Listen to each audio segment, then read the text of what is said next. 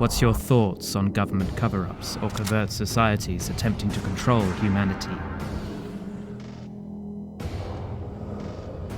Do you believe in ancient astronauts, intergalactic communication, or extraterrestrial visitations? Ever had an experience with disembodied spirits or the paranormal universe? Are these subjects fact or fiction?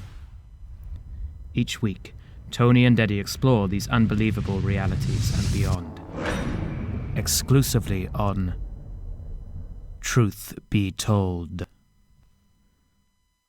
Hello and welcome to Truth Be Told with Tony and Eddie, where we believe an experience becomes truth. I'm your host, Tony Sweet, and joining me now in studio is world-renowned psychic Eddie Connor. Thanks, Tony, and hi, everybody. Marguerite Manning is our guest today. She is a professional astrologer, best-selling author, and a spiritual life coach dedicated to advancing the universal law of karma through the scientific principles of astrology.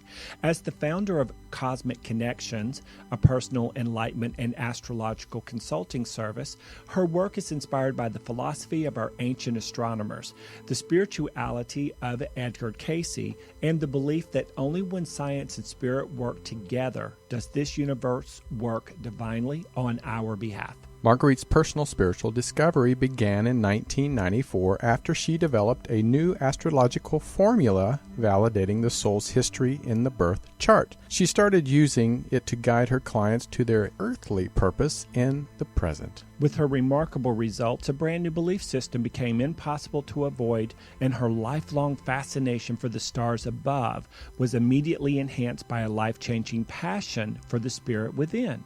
This led to the writing of her first article in 1995 and inspired the Karmic astrology workshops that would later become the basis of her popular radio program, Therapy for the Soul.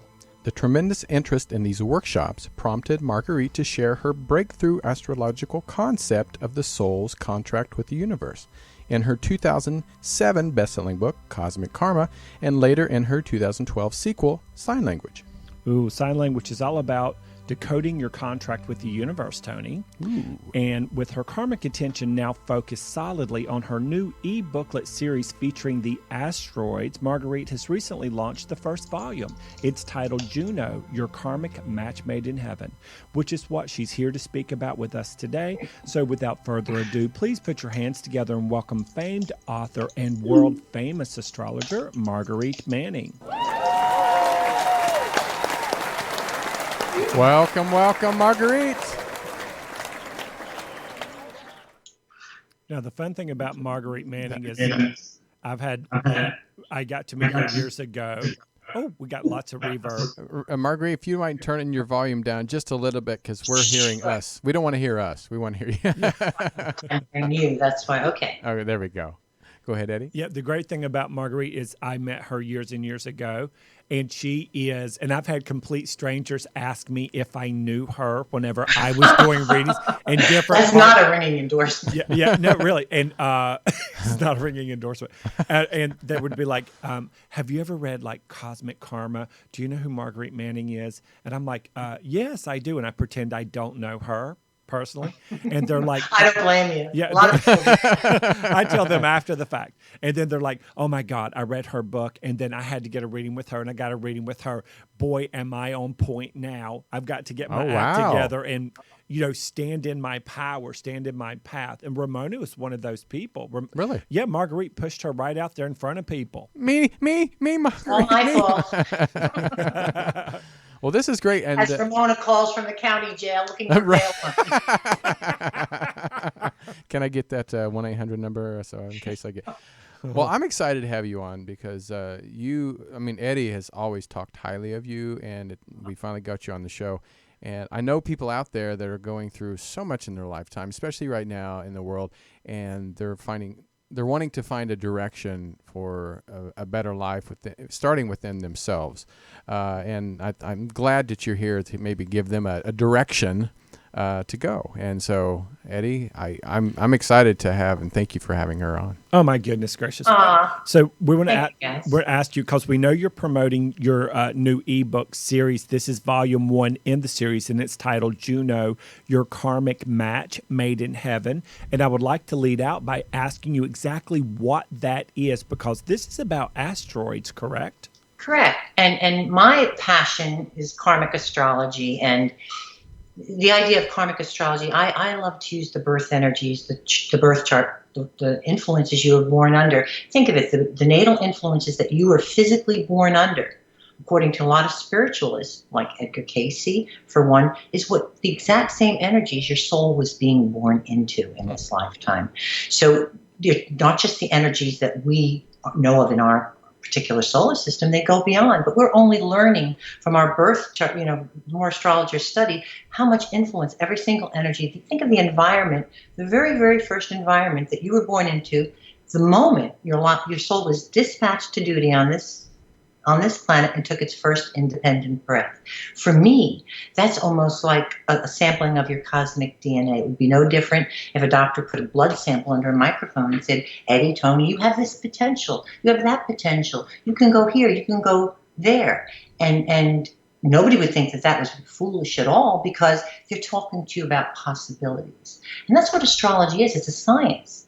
And my passion is using the science of astrology to advance the universal law of karma. Because for me, this universe only works divinely when science and spirit are working together, or we're especially acknowledging them together, like the ancient astronomers did. To them, everything had a soul. The planet Venus had a soul, the pencil had a soul, but a soul didn't mean what we think it meant. It meant that it vibrated on a spiritual level. There's 3 levels of energy in this universe: the mental, the physical, and the spiritual. And our hard scientists today, I believe, eliminate an entire level of energy just because most people tend to think of the spiritual.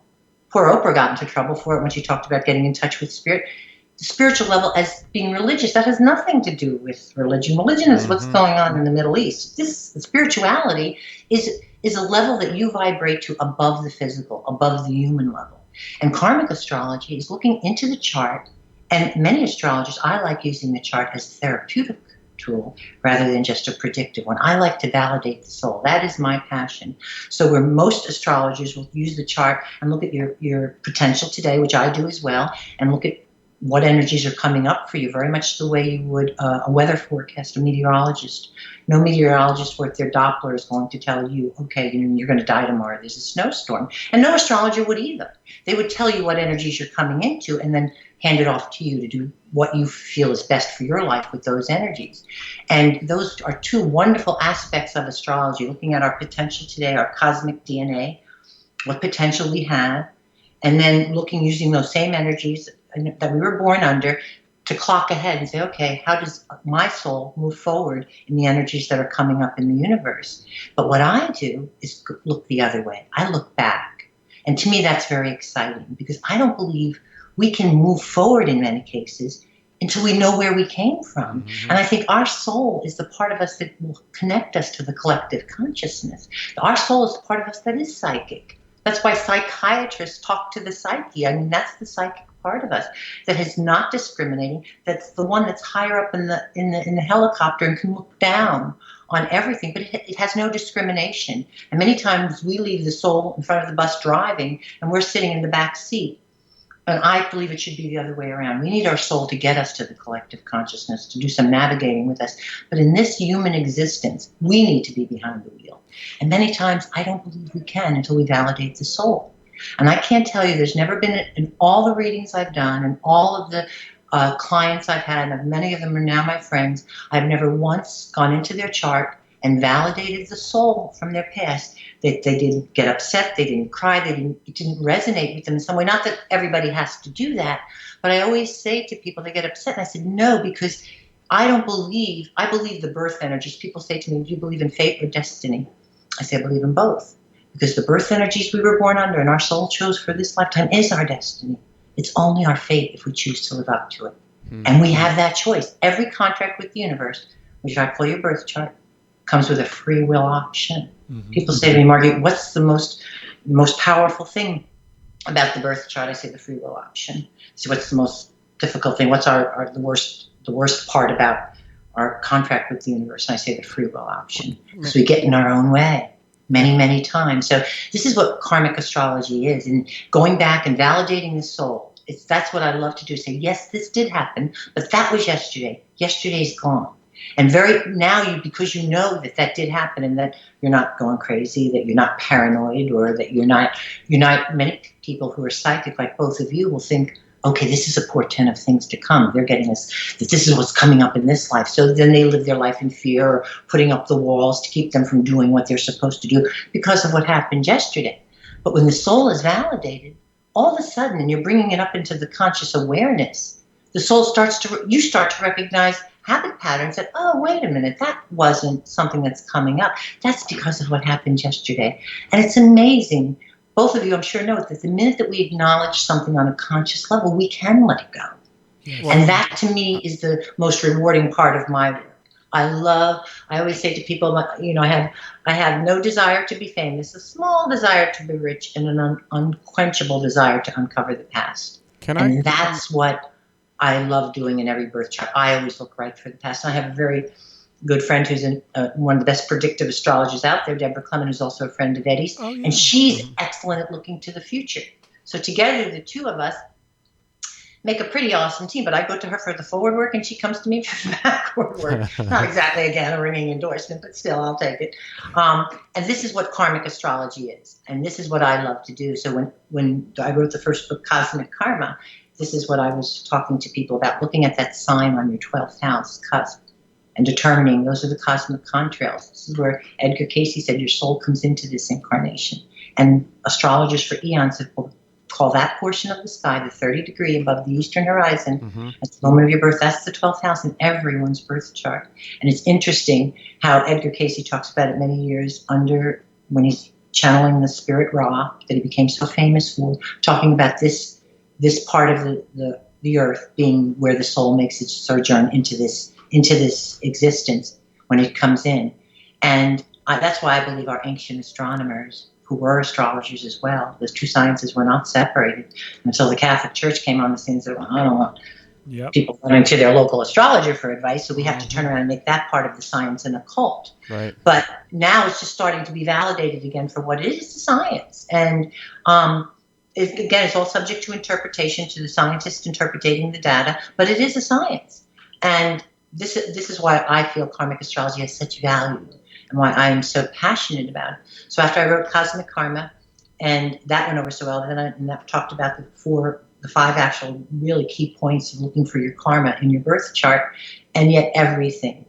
There's karma everywhere in the birth chart. In fact, one of the things about sign language, my second book, I talk about the scientific phenomenon called the precession of the equinox, where people are very quick to tell us, astrology doesn't line up to the stars anymore. And I explain that, what my concept and what my theory and my formula for that is, that I don't believe we're supposed to.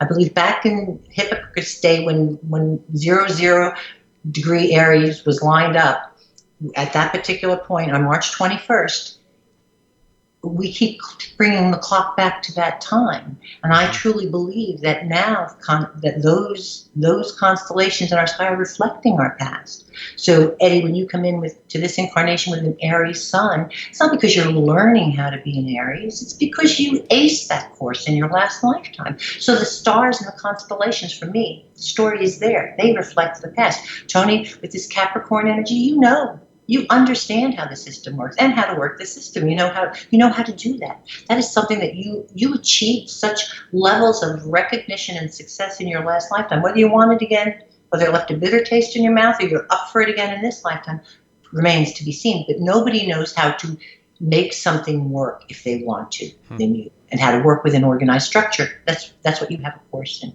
And I think people look at astrology backwards. You would never be in an operating room and say to the nurse or the two doctors and the technician, how many of you have a degree in medicine? And if they all raised your hand, you wouldn't say, oh, what a coincidence. And that's how I feel it is when you see an Aries or you see a Gemini. You say, oh my God, what a coincidence. No, a Gemini has their degree in communication. Now, where did they promise to utilize that degree in this lifetime? or that idea of networking and connection. That's the house placement. That's the relationship of that's the relationship of your birthplace to the stars, the mathematical relationship of your birthplace to those stars at that moment of your birth. It's where the sun was. Its mathematical relationship, its relationship to the stars tells the story, the constellation, the sign it was in. But its mathematical relationship to your birthplace tells us what part of the earth it was surrounding, and that's the house that it was in, and that's your promise. So this is karmic astrology. And after I talked about this, the planets, and how every single one of the planets in the sky in sign language, depending on where they were placed at the moment of your birth, give a tiny piece to your story, brings the whole story together. That's your story, the one that was written in the sky at the moment of your birth, your horoscope. And that's what horoscope means in Greek. It means the hour of birth, the story behind that hour of birth.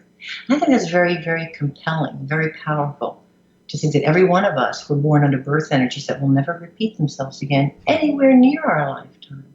So just like no two raindrops or snowflakes are alike, that's why we aren't either. We have commonalities, and this is what I think most astrologers have an issue with reading our horoscope in the newspaper. Not that it isn't entertaining, but that's just like looking, if you're a teacher and looking up, okay, what do we teachers have in common? You will find some commonalities, because every teacher can wake up in the morning and relate to something that has to do with communication or sharing information or the delivery and exchange of language, information, people, or ideas. Everyone can relate to that, every teacher. But what did you say you were going to do with that degree? And that's what I call your contract with the universe. Marguerite, can I ask you? No, I just want to ask you a question. I never stop. Well, no, it's okay. It's wonderful. One thing that popped into my head, and I'm the average guy here. You guys are so intelligent when it comes to the spirituality and stuff, but I'm still fairly new to the terminology and moving forward into this genre. But when you said destiny and free will, would it be true that even the free will that you choose is your destiny? Well, no, I think free will means that. I think it means that at any moment we can preempt what we chose. At any moment. Now think how powerful that is. Mm-hmm. Because we have chosen to do something, but it's very much like going to college. We pick these classes, we're going to be a doctor, mm-hmm. and then we party the night before, we don't show up for class. And we have to repeat the courses. And mm-hmm. Also we're going to blame our parents, or we're going to blame the teacher. And that's what, no matter what religion you would, how you worship or what you believe in. And this was, when I did the research for my first book, Cosmic Karma, I was amazed that very few people believed in karma, reincarnation. Very few people believed in it, but I would say 90% of the people I interviewed believed in life after death. Believed that there was some place the soul was held accountable and where they went. Mm-hmm. Now, I don't care if it's a parking lot in Denny's or it's up in heaven. If you believe in life after this one, that's reincarnation. Yes. You don't have to come back as a chicken. It just means that you believe the soul goes on after this. And I believe we could always say the cop-out, well, we chose to not go to that class. I think that's giving us a little bit, greasing the skids for us a little bit. It makes life a little too easy. I don't think, I think we have the choices before we come into this incarnation. And I think we put them in place, and we have our powwow with the cosmos before we do. And that's another thing. I read this wonderful book by Raymond Moody years ago, Life After Life. And he talked about the research he did where no matter what someone's cultural background was, they had a great sampling group of cultural backgrounds, religions, ethnicities, you name it. And every one of them had a very similar experience. They had near-death experiences on an operating table or an accident, and they all had a very similar experience. Well, they saw the white light. They had no regular type of communication as we know it, but they were communicating. They immediately felt loved and embraced with warmth and light. They were sent back, fortunately, so that we could get some info, but they were always led to believe their life. They were shown their life, hence our life flashes before us. I think it's interesting. But they were judged, and that's what I think we don't do enough of. We consider judgment a harsh thing. It's condemnation, I believe, that's hard. If we don't discern, we don't get better, we don't improve. So this higher vibration was going over their life with them, saying, this is where you really did well. This is where you could use some improvement, but you'll get better the next time. So they were very realistic about what happened, but encouraging.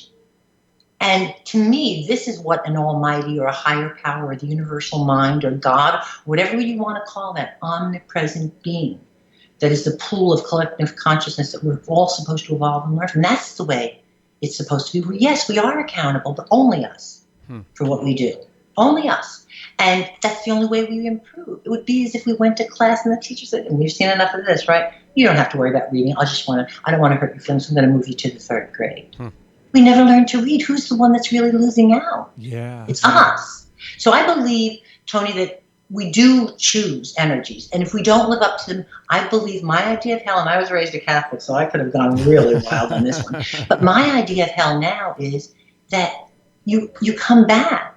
Oh, I believe the that same too. energies, and everybody else is moving forward. And how many souls have you met that were younger than you and seemed so much more advanced? Oh, and then yeah. sometimes our own parents. We wonder, like, oh my God, for so many years we deified them. But I think there's something in that too. I'm sure my kids are looking at me the same way. But our parents, we always think they're supposed to be our teachers, but maybe we're supposed to be theirs. Yeah, I'm sure Eddie, but I felt that about at least my mother for sure. Right. And so this is what I think. Every single one of these things, every single one of these birth influences that we were born under, brings something to our story.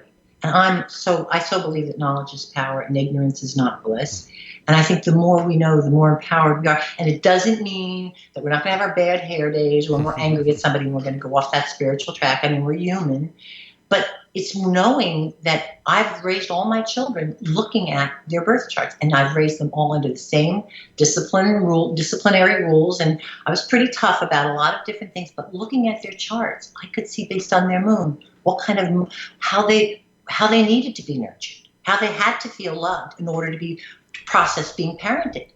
And that didn't in any way, was any detriment to my mothering or my parenting, but it did. And I do that with the people in my life too. And I thought it's a wonderful self-help tool, not just for me, but for the people that you want to get along with.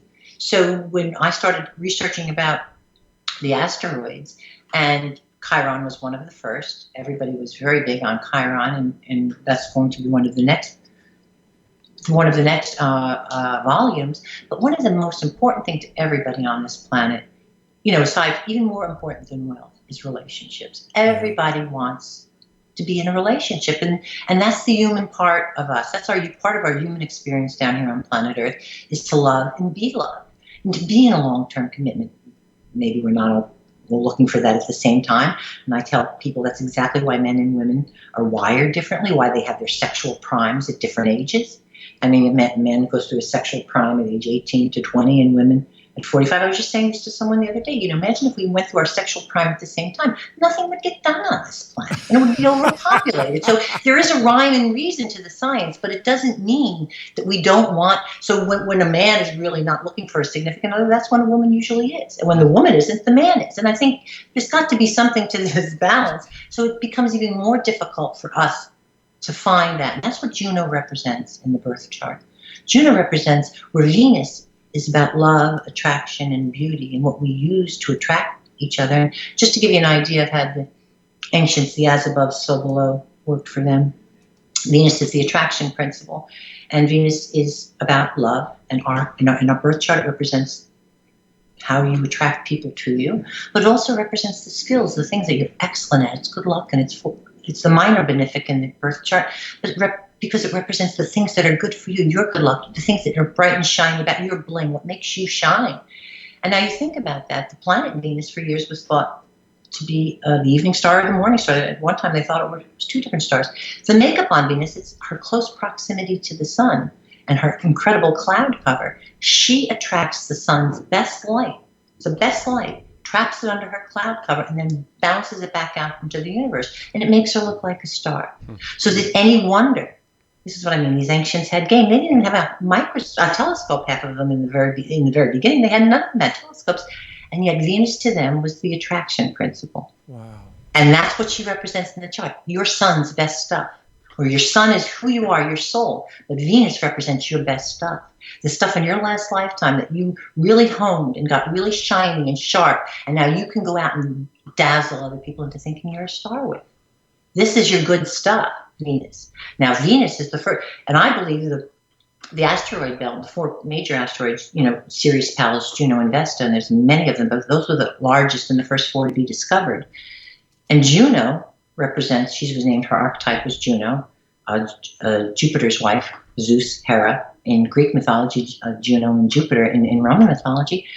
And Zeus, the wonderful guy that he was, he tricked Juno into marrying him because she wanted nothing to do with him. So, of course, he must have been an Aries. He wasn't going to like that. So he went after her, disguised himself, seduced her, and then out of guilt and obligation, she marries him. And then he spent the rest of his marriage, hooking up with any mortal woman or goddess that caught his wandering eye. Juno, on the other hand, remained faithful.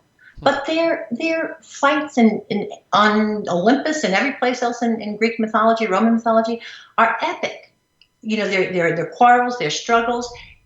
She was considered a shrew. She wouldn't let him get away with anything. Ancient Rome saw her as somebody that was, whoa, watch out, here she comes. It's going to be fun time. Get the popcorn because the show's starting. When she wouldn't let him get away with anything. And that's what Juno represents in your chart. The one thing that Juno would not do, and that's why she's forever a legend in that respect, is that she would not let Zeus or Jupiter get away with dismissing her as his wife.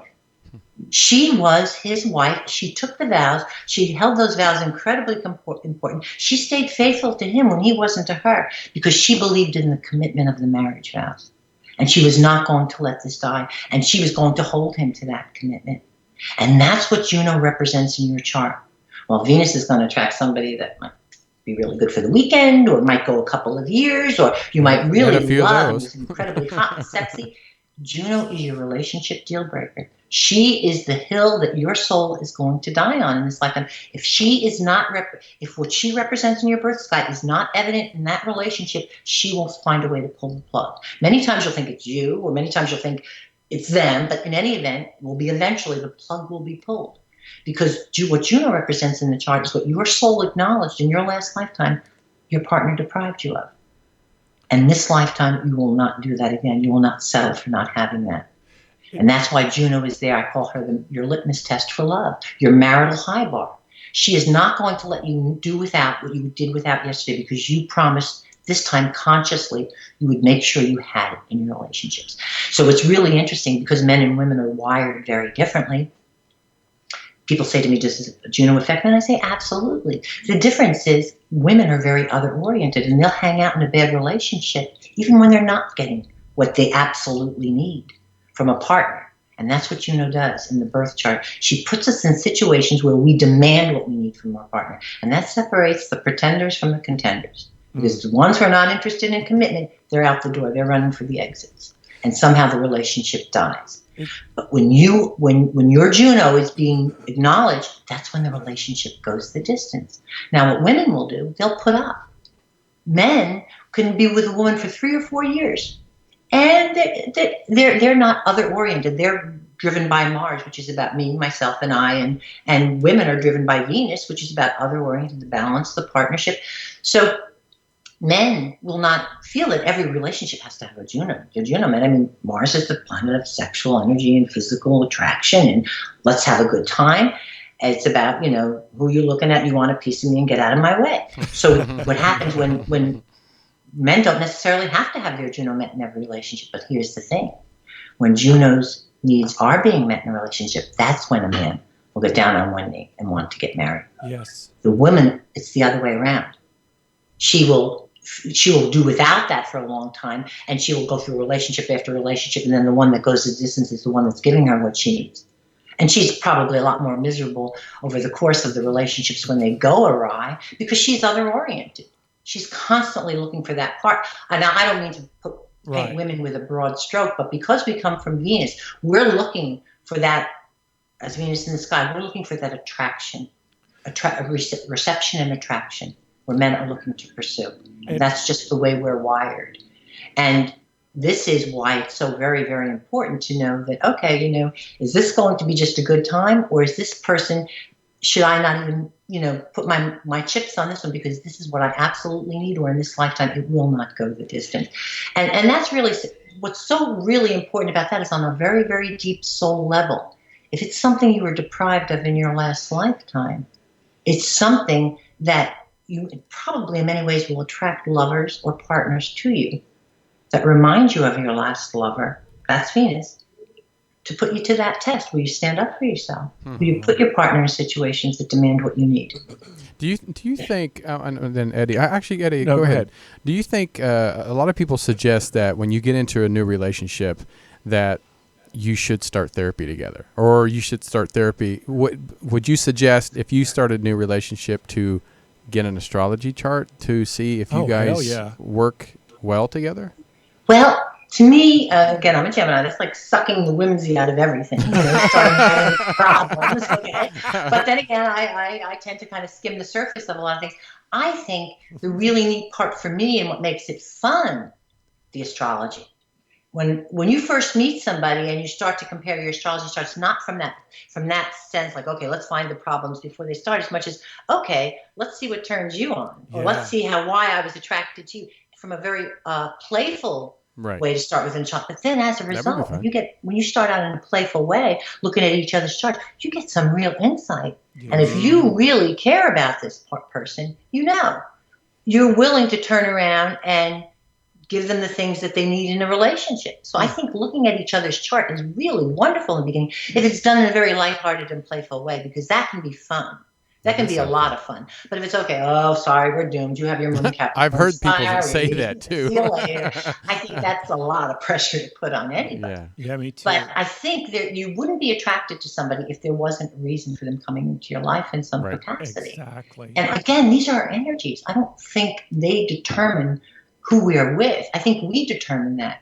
So suppose you did have, like, Eddie, you have, I'm looking at your chart right here now. And let me look at, I get off my glasses. Find Eddie. Eddie, you have your, just to give you an idea, you have your, you have Juno in the same sign that I do, which means that's in Aquarius. So think of Aquarius. In your last lifetime, what you were deprived of was being a weirdo by your partner. And look at the things that you and I are involved in now. Yeah. Aquarius is the sign of astrology. You might have been into astrology and all things metaphysical in your last lifetime, but you had a partner who was so afraid of social rejection, they forced you to suppress that. They wouldn't let you share your ideas and your brilliant gift that you had in this metaphysical area with other people. They turned you into a Stepford partner, kind of where you went through the traditional way of doing things and not allowed to speak your mind. And in this lifetime, you need somebody who's turned around and is excited, who is actually the lightning bolt that triggers you to get out there and be a bigger lightning bolt for other people. That is kind of like your partner in crime, but the one that's handing you the things that you need to get out there and do what you have to do, and is excited about it and likes listening to it. And it wants to be taught what you're doing. And this is something that you never got in your last lifetime. You were made to feel ashamed of the things where you were different. And it had to do with science, technology, and spirituality, where you were beyond the now knowledge, ahead of your time in thinking. Okay? Now, when I look at your chart, your Venus is in the sign of Aries. So what you're attracted to and how you attract other people, and in this incarnation, and I'm looking at your Mars in the chart is in Cancer. So where in this life, that's interesting, the Aries and the Cancer, what you're attracted to in this lifetime is somebody who is dynamic, somebody who is sexy, somebody who is also can make you feel warm and fuzzy, and likes to do things like cooking around the house and be a homebody to some degree. So if that can be kind of really sexy for you, if somebody starts working and doing things around your house. Oh, you like that idea. Somebody who's going to put a sunroof on for you. Hey, you're up for that, But that you really enjoy that. Somebody that feels that way, you find that attractive and sexy. So you're going to be with somebody like that. If that other part of Juno, if that person can be all those things, but if they're somebody that turns around and say psychic, come on, they're going to be calling you crazy. Back away from the relationship. Yes. Well, so all that other stuff is fun, but it's not going to go the distance if you don't get that validation and you don't get that support in that particular area of your life. Is it also possible, Marguerite, that because of what you just said, I have not been in a relationship for 20 years. But what I do I love myself. I love my life. I love what I do. I know it's my life purpose. I know it's going to continue to move forward. So I have created a love affair with my home, with my clients, with what I do for a living, what I'm doing right now. Absolutely. Is there? But you know what? That's kind of, and that's great. And I think that's wonderful. But there will be someone that comes in. But what I like is that you're not settling. Yeah. So it doesn't mean like we shouldn't say, oh, I'll never have anybody. That's settling too. That's saying, okay, there's not somebody out there that I can. Everybody, a relationship, if it's the right one, is wonderful for everybody because that's how you evolve. Mm-hmm. But if it's the wrong one, it can take you back 2,000 light years, and that's not what you want either. I'm really good at this thing about relationships. I have friends who will say, how come you don't get lonely? How come you're not crying? How come you're not sad? It's because I'm doing good. I'm a happy person. So I don't pine away for it, but there are those moments where I'm like, he looked delicious, honey. Now, just to show you with Tony's chart, Tony, you have Juno in Capricorn, but you have Venus in Sagittarius.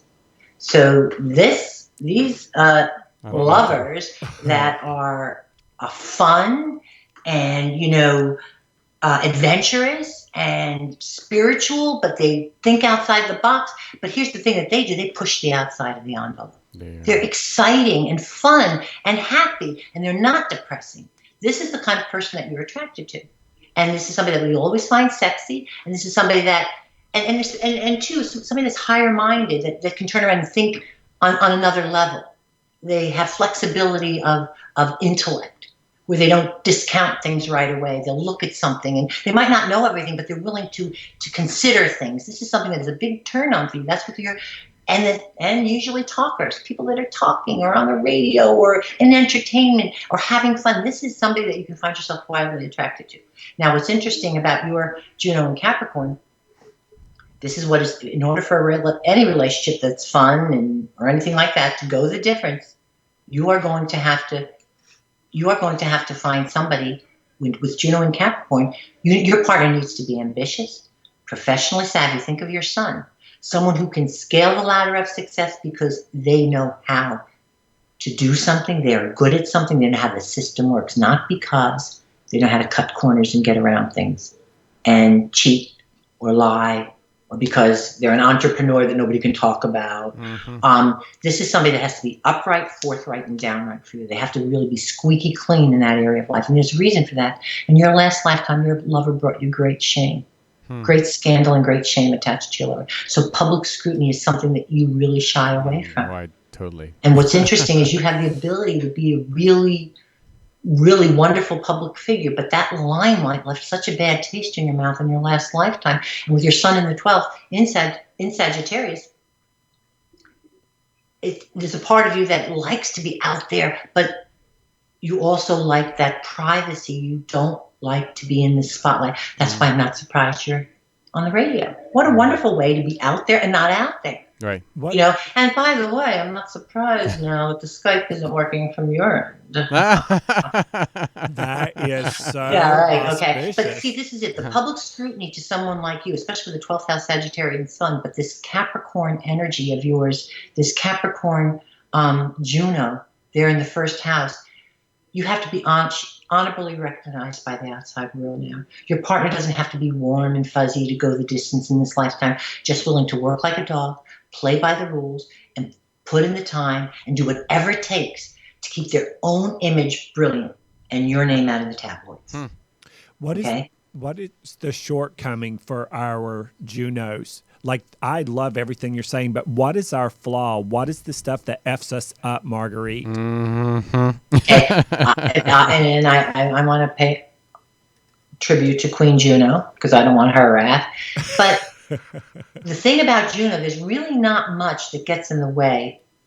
See, I look at Juno and Venus and Juno is the love and attraction principle. Yeah. Most astrologers will attribute Venus to love and commitment. I don't believe so. I think Venus is all about love and lust. Juno is the commitment. Oh, yeah. Okay? So she's the second half of the love principle.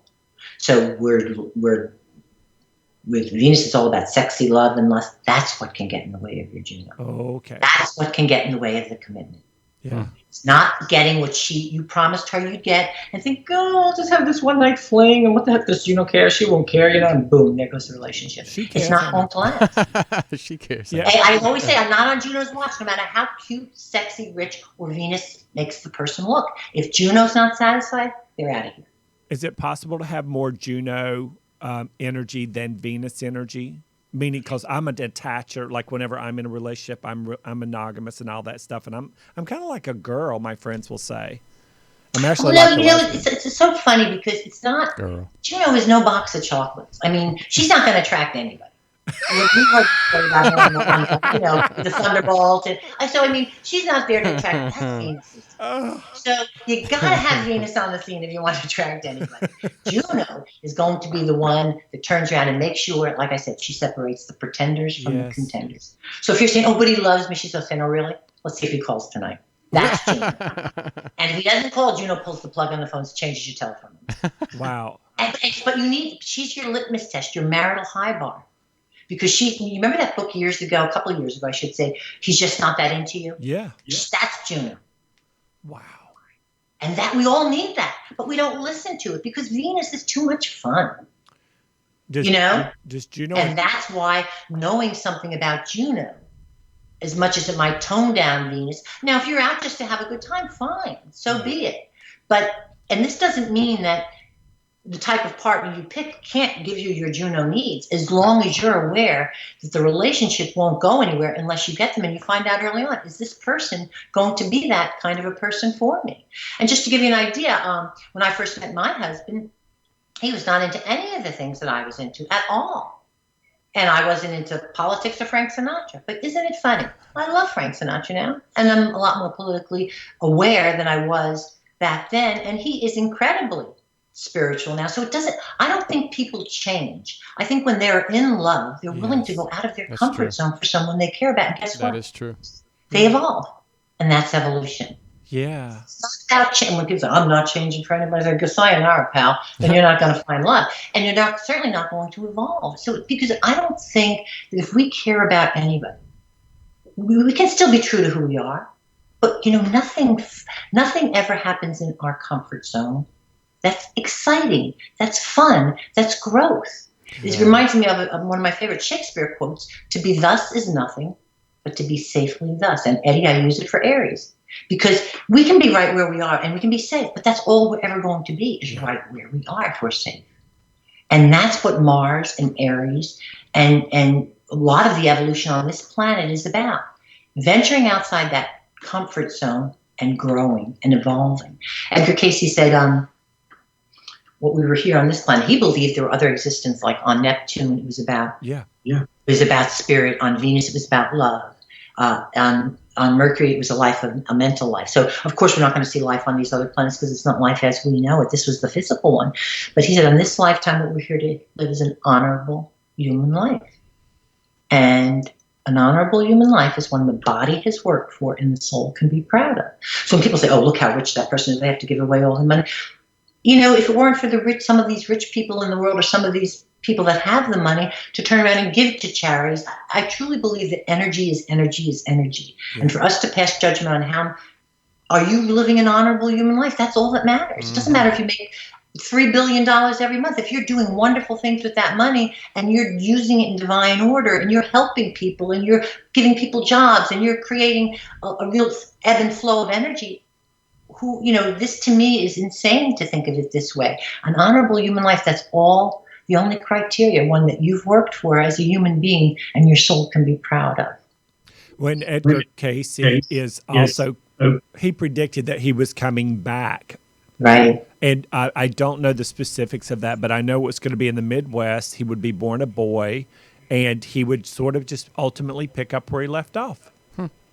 Edgar Cayce was amazing. When I went down, I'm in Virginia now, I'm in Richmond, but when we first moved to Virginia, I went to the ARE down Virginia Beach, and we've gone there for a lot of summers. And I went, as I spent, before I wrote Cosmic Karma, I always say Carl Sagan gave me my love for this, my passion for the stars above, and Edgar Cayce for the spirit within. And because he talked about astrology back in those days and astronomy, and he combined the two, and he would give readings. And what I found very interesting, Pluto was discovered in 1930, And he was doing his readings before that. And in the late 20s, when he would be talking about different birth influences in someone's chart that they brought before him, if they brought an entity or a soul, he'd say, I have the body. When he'd do his reads, the person wasn't in the room with him, but somebody would write a letter to his wife and he'd go under and she'd read the letter and he'd say, okay, I have the body. And he would talk about their birth energies. And he was always referring to, Venus or Jupiter, but he would refer to Septis. And nobody knew what he was talking about. After 1930, Ross stopped referring to Septis and started referring to Pluto. Mm. The Septis in Latin means seven, the seventh planet from the Earth. Wow. And he was referring to, so he was seeing Pluto before we even did. Yeah. Wow. So there, and so that's why Edgar Cayce was, when Cosmic Karma was first written, I sent it to the ARA, and when they reviewed the book, that was the review I put on the cover, because he was somebody that was truly an inspiration to the work about the spirit, the combining of science and spirit. And he was a minister, a Baptist minister. He really thought long and hard when he was doing this work, like, does this go against everything I've ever been taught? But like you, Tony, with that kind of, he was a Pisces, with that Sagittarian, with that spiritual Sagittarian or Piscean, that mutable kind of energy, he was like, no, how can it be detrimental when it's only bringing good and positive insight into people's lives and healing people? Yeah, and that's the way we have to look at it. I have to say, back in my 20s is when I went on my religious soul searching. Even though I grew up in the Midwest, the Bible Belt, I didn't really grow up in the church, but I definitely believed. But in my 20s, I definitely did my seeking of, I went to a Buddhist temple and different religions, actually even in Wichita, Kansas. But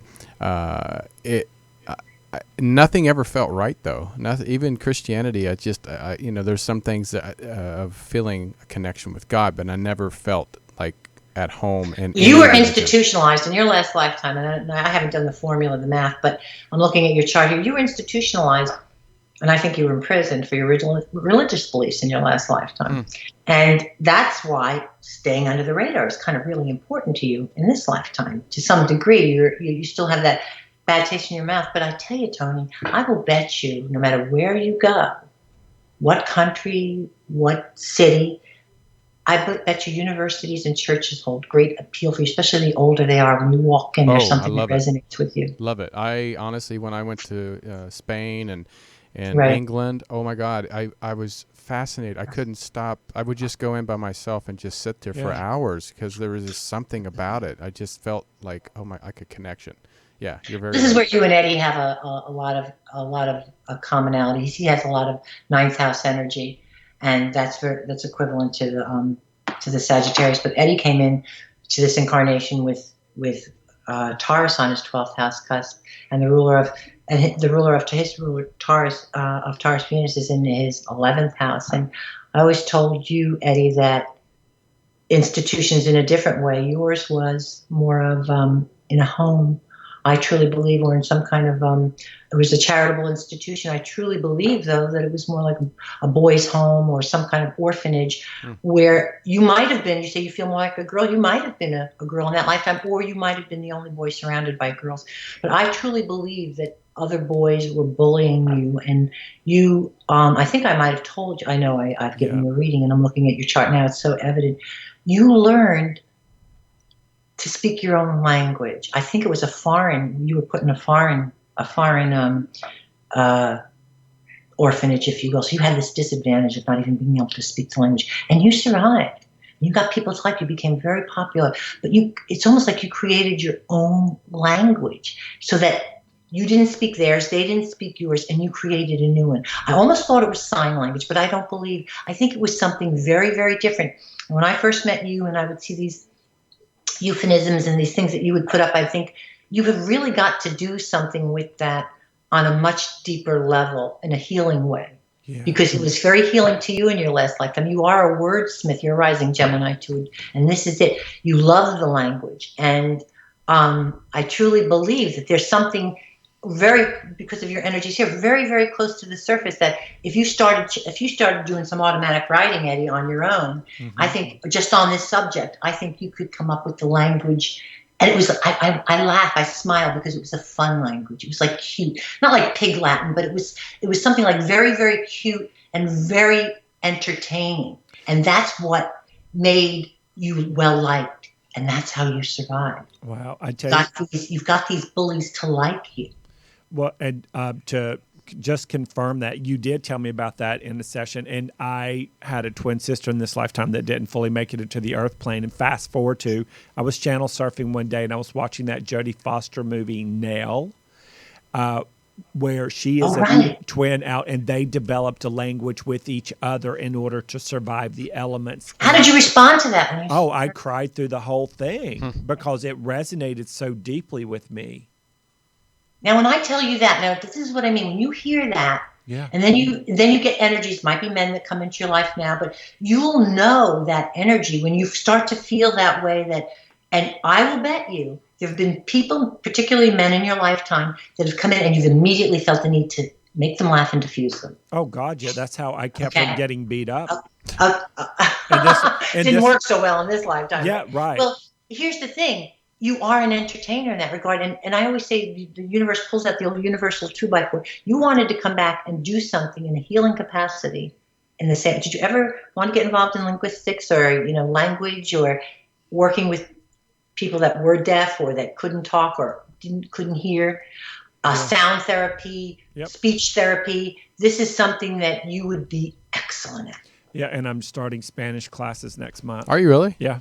Okay, good. The more you get, and to me, that's putting your big toe in the water, because I think you're going to veer off into something. I know it sounds crazy, although you won't think it's crazy. Do you know how they've used, whales with for deaf children, use some kind of healing therapy? Yes. There's like vibrations that you hear that other people don't. Right, but there are people that hear it like you. It's almost like this kind of thing, like a healing with that 11th house sun, a healing of like-minded individuals like you in your last lifetime feel like outcasts now. Yeah, that's so extraordinary. And we literally have 1 minute left, but I want to let everybody know that they can find you at margueritemanning.com. Now, you have some webinars coming up, and you're starting them in November. So tell us a little bit about that, Marguerite. Well, I'm starting these webinars in November. We'll do them via Skype, and we'll take a section of the birth chart. I have Parenting Yesterday's Child, where I look at the moon and the Saturn in a parent's child's chart,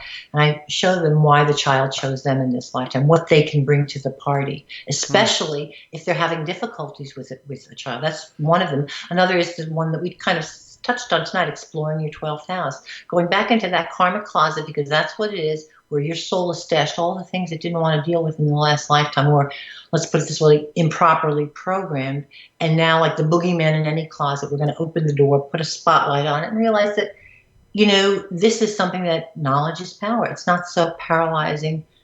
After all, in fact, knowing about it can be very empowering. That's another one. And then Self-Discovery by Starlight is a 2-hour webinar where we'll do basically the major karmic points in your birth chart. Wow. Now, just real quick, because some people in the chat room are asking about readings. And so let's say you gave Eddie and I just a brief reading. How entailed and how deep do you go if somebody has a reading? I do 2 hours worth of formula analysis. And when Llewellyn bought the book, published the book, they've tested my formula first on test groups, and that's when they decided to publish the book. But I have to do like 2 hours worth of mathematical formula if I could get you on the phone. Then I go into pretty much of the entailed depth of your past lifetime and what it was like. And I don't have any names. Names are changed to protect the innocent. I don't come up with names, but there's some powerful energy. Then I also have, and that can be pricey because it's a lot of time to spend on that. That's why I have the books so that people can have access to it. And I also have group sessions where for $50, if you get more than 4 people together in a room, and I think we did this for Ramona one time when she had her go-to-meeting group there, and everybody can get a 12th house read. Where you spend about 10, 15 minutes giving them a read. And that can be pretty enlightening, too. I used to do that on my radio show for callers who would call on, although I didn't spend 10 minutes on them. It was like 2 or 3 minutes. Yeah. But that can be something that's very enlightening as well. Well, in newsflash, with Marguerite, you eat your Wheaties, you fasten your seatbelt, you take your supplements, and you buckle the hell up. I'm ready. And I bring the scotch. That's all I'm saying. Yay. Well, I'm ready. I think I'm going to get a reading. It is mind-blowing. It will make you feel better about yourself. It also simultaneously helps you understand you on a deeper level you didn't understand before, and it gently pushes you forward into what you're on this planet to be doing. That is Marguerite Manning.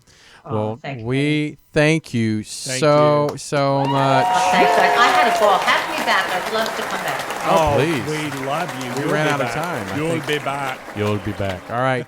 Well, go to margueritemanning.com. Check out her books on Amazon, wherever you can find them. Yes. Pretty much anywhere. And again, it's been a pleasure to have you on the show. And come back soon. Thank you, Tony. Thank you, Eddie. And you know, the next time, if you ever want to take a couple of people out of your chat room, get their birth information during the show, we can do something like that. That's too. what they were asking too. Yeah, So this would be great. Awesome. Okay.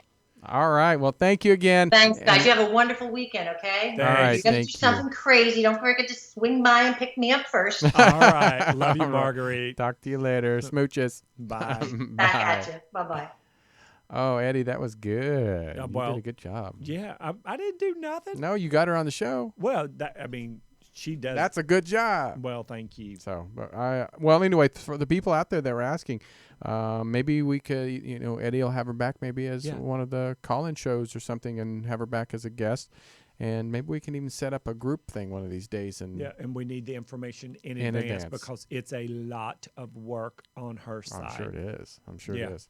All right, well, we are done, but stick around for another show just coming up here in about 2 minutes with Amy Lee Mercury and Chad Mercury.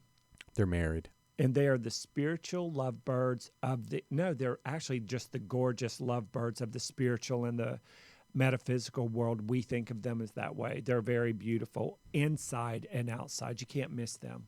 All right. Well, so stick around. We'll be back in a minute. Go to, I'm going to let the little ad tell us where you go. All right. Talk to you soon. Bye. Bye, y'all. Hi, everybody, and thank you for listening to Truth Be Told with Tony and Eddie right here on ubnradio.com, Channel 1.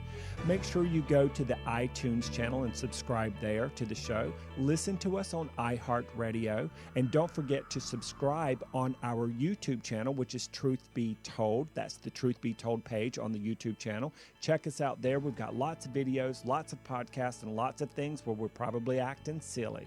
So every Friday, 4 p.m. Pacific time, right here on ubnradio.com. Check Tony and I out on Truth Be Told with Tony and Eddie.